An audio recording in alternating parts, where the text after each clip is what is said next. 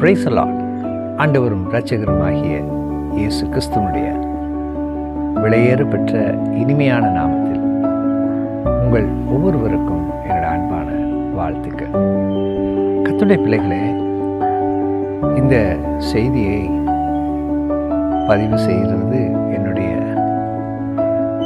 மேல் மாடியில் இருக்கிற என்னுடைய டெரஸ் கார்டன்லேருந்து நான் ரெக்கார்ட் பண்ணுகிறேன். கொஞ்சம் டிஸ்டர்பன்ஸ் இருக்கும், ஆனாலும் ஜெபத்தோடு இந்த வார்த்தைகளை கேளுங்கள். கர்த்தர் உங்களை ஆசீர்வதிப்பாராக.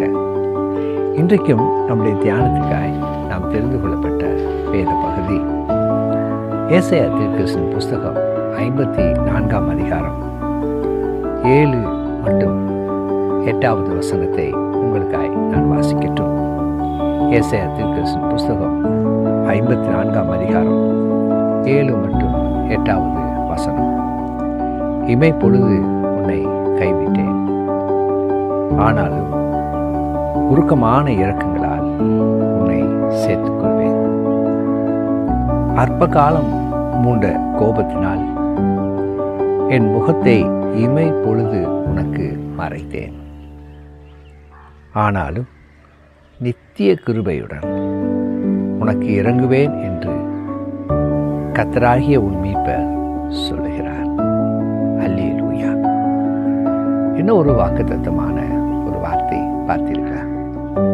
இந்த வசனத்தை வாசிக்கும் போதே தேவன் எத்தனை இரக்கமுள்ளவர் என்பதை நாம் நன்றாக அறிந்து கொள்ள முடியும். இமைப்பொழுதுதான் கைவிட்டேன். அந்த இமை என்பது அது மூடி திறப்பதற்கு முன்பதாகவே அப்படி கோபம் மாறுகிறதா இருக்கிறது. நம்முடைய பிள்ளைகள் மேலே அவர் வைத்திருக்கிற அகாப்பே என்கிறதான அந்த அன்பு தான் இதை செய்யும்படியாக தூண்டுகிறது. அற்புதம் நீசருமாகிய உங்களையும் உங்களுக்காகவும் எனக்காகவும் கல்வாரி சிலுவையிலே தன்னுடைய ஜீவனையே கொடுக்க என் ஆண்டவர் முன் வருவார் என்றார். நம்முடைய காரியங்களையும் அவர் மாற்றுவதற்கு, மறப்பதற்கு அவர் வல்லமையுள்ளவராக இருக்கிறார். ஆகவேதான் இங்கே சொல்லப்படுகிறது, இமை பொழுதுதான் உன்னை நான் கைவிட்டேன், ஆனாலும் உருக்கமான இரக்கங்களால் உன்னை சேர்த்துக்கொள்வேன் என்று சொல்லி பல நேரங்களிலே இதை நாம் புரிந்து கொள்வதே இல்லை. பலர் தங்கள் வாழ்க்கையிலே எத்தனையோ தேவனுடைய கிருபையை பெற்றாலும், எத்தனையோ இரக்கங்களை பெற்றிருந்தாலும், எத்தனையோ முறை மீட்கப்பட்டிருந்தாலும், காக்கப்பட்டிருந்தாலும், சுகமாக்கப்பட்டிருந்தாலும் அப்படி அந்த உருக்கமான இரக்கங்களை நினைத்து பார்ப்பதே இல்லை. ஆகவே தான் ஓசியாவிலே அழகாய் சொல்கிறேன், இப்ராஹிமே, நான் உன்னை எப்படி மறப்பேன்? நான் எப்படி உன்னை கைவிடுவேன்? அன்பின் கயிறுகளால் உன்னை சேர்த்துக்கொள்வேன் என்று சொல்லுகிற தேவன். கர்த்தருடைய பிள்ளைகளே, இன்றைக்கும் இந்த வார்த்தை கேட்டுக்கொண்டிருக்கிற உங்களுடைய வாழ்க்கையில எத்தனையோ முறை தேவன் இரக்கம் பாராட்டியிருக்கிறார். விபத்து நேரிட்டது, சிறு காயங்களோடு நாம் தப்பினோம். எப்படி தப்பினோம் நமக்கு தெரியாது. தேவனுடைய இரக்கம்தான். அதைத்தான் இங்கே சொல்லப்படுகிற உருக்கமான இரக்கங்கள். அதுதான் நம்ம இம்மட்டும் நடத்தி வந்திருக்கிறது. நம்முடைய நாட்களும் நம்முடைய காலங்களும் அவருடைய கரத்தில் இருக்கிறது என்பதை நாம் மறுக்கவே முடியாது. இன்றைக்கும் அன்புக்குரிய கர்த்தருடைய பிள்ளைகளே, அவருடைய உருக்கமான இரக்கத்தை நாம் அற்பமாய் எண்ணுவோமா? இங்கே மீண்டும் அழகாய் சொல்ல, அற்ப காலம் மூண்ட கோபத்தினால் என் முகத்தை இமை பொழுதுதான் மறைத்தேன் என்று சொல்கிறார். இமை பொழுது, the fraction of second அப்படி சொல்லலாம். அதுலேயும் ஆண்டவர் அப்படியே மறைப்பதில்லையா? ஆனாலும் நித்திய கிருபை, நித்தியமான கிருபை, அது ரொம்ப அழகாக இருக்கு பாருங்க. நித்திய கிருபையுடன் உனக்கு இறங்குவேன் என்று கர்த்தராகிய உன் மீட்பர் சொல்கிறார். நம்மை மீட்கிற ஒரு தேவன், நம்மை பாதுகாக்கிற ஒரு தேவன், நம்மை ரட்சிக்கிற ஒரு தேவன், நம்மை போஷிக்கிற தேவன், தம்முடைய கரத்தினாலே மூடி பாதுகாக்கிற தேவன்.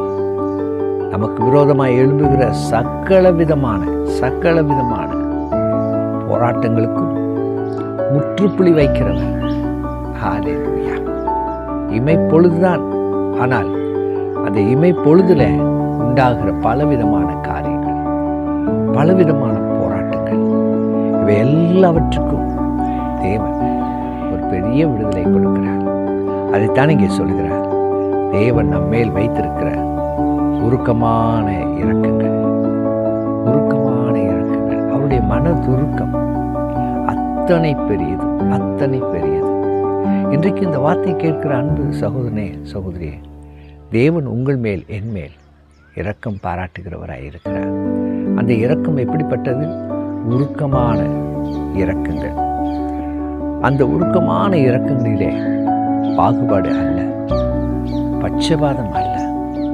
அவரை தேடுகிற எல்லாருக்குமே அவரை இரக்கத்தை காண்பிக்கிறவராய் இருக்கிறார். இந்த செய்தியை கேட்கிற அன்பு சகோதரனே, சகோதரியே, இமைப்பொழுது கைவிடப்பட்ட சூழ்நிலையிலும் தேவன் உன்னை மீண்டுமாக சேர்த்திருக்கிறார். சேர்த்ததற்கான ஒரு முகாந்திரம் உண்டு.